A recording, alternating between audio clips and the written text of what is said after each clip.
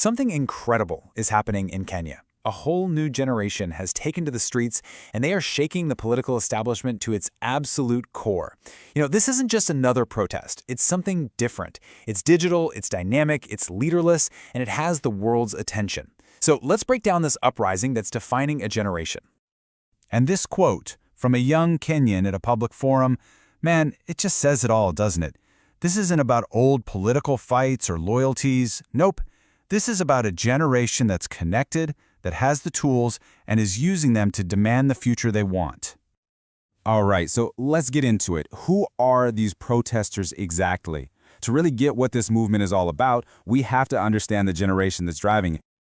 This is basically the playbook for a 21st century protest, right? This movement is powered by Gen Z, and they're organizing everything in real time on platforms like TikTok and X. What's fascinating is that they're intentionally leaderless. That makes them incredibly hard to shut down.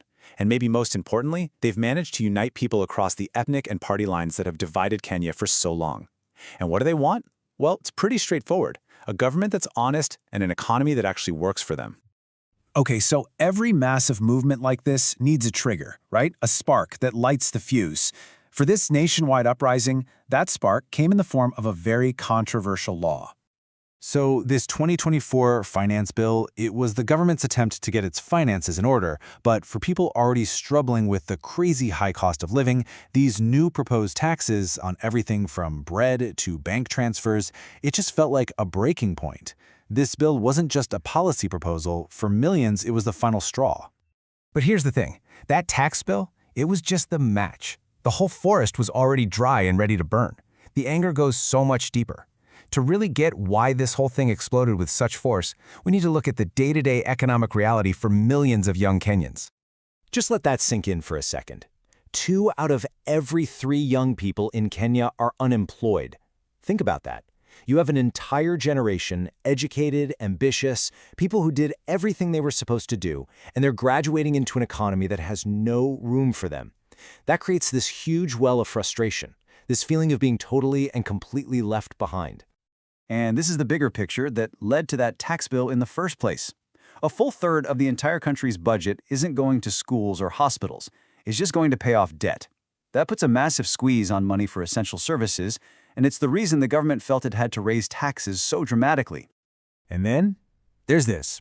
If you really want to understand the anger, look at this number from Oxfam. A tiny, tiny group of people, just 125 individuals, have more wealth than 43 million of their fellow citizens combined. Wow.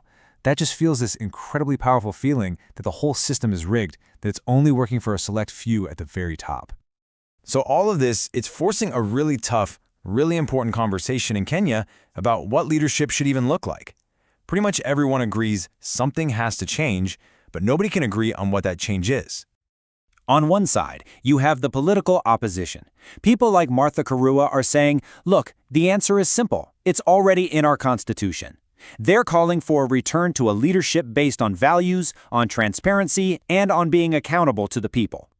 But for activists like Zaha Ndamuli, who are actually out there on the front lines, well, for them, that's just not cutting it. She's arguing for something way more radical, a complete takedown of what she calls the political elite and the corrupt systems that she says make real progress impossible.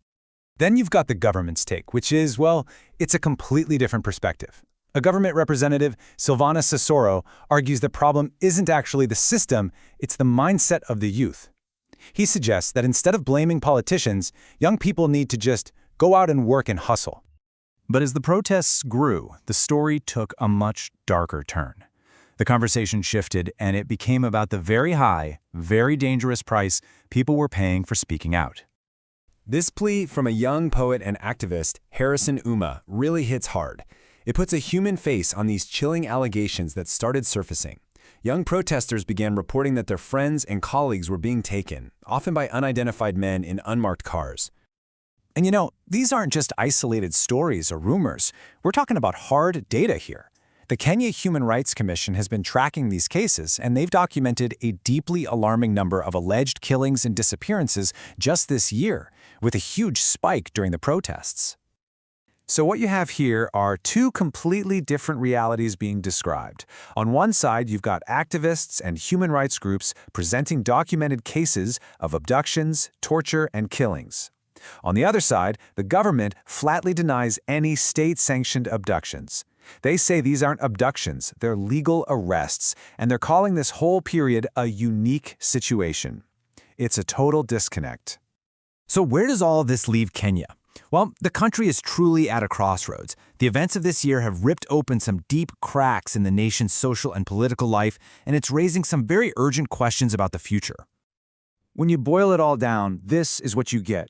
A massive, fundamental clash.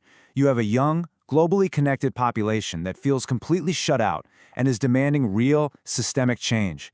And they are running headfirst into a political establishment that seems determined to hold on to power and keep things just the way they are. One thing is for sure, this generation has proven it cannot and will not be ignored. At the same time, the government has shown it's willing to push back hard. And all those root problems, the inequality, the lack of jobs, they're still there. So that leaves us with the essential question, the one everyone is asking. With the generation now fully awake and a system under this much pressure, what comes next for Kenya?